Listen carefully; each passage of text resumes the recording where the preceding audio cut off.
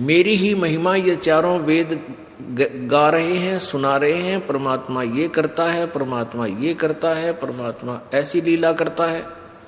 लेकिन मेरे पाने की विधि वेदों में वर्णित नहीं है। अब यहां दो प्रश्न उठते हैं कि एक तो परमात्मा सामने बोल रहे हैं, कह रहे हैं,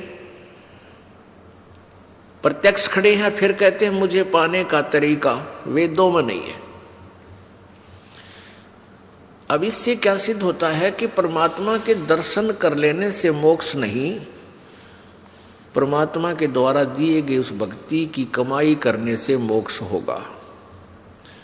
नहीं तो परमेश्वर 120 वर्ष रहे, जिनको अच्छी आत्माओं ने भी दे दर्शन किए, बुरा ने भी किए, जो उनके विरोधी थे उन मार मार कर रहे थे उनके पीछे, उन्होंने भी दर्शन किए। दर्शन से मोक्ष नहीं है,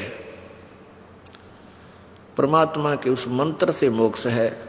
मोक्ष का मीन है कि जैसे हम परमात्मा ने हमें विधि बताई है वह कमाई कराएंगे, उस राम नाम के धन को जोड़ेंगे उस भक्ति की शक्ति योग के बल तय, भक्ति के बल से उस राम नाम की कमाई की शक्ति से हम सतलोक जाएंगे, वहां जाकर के हम परमानेंट सुखी हो जाएंगे।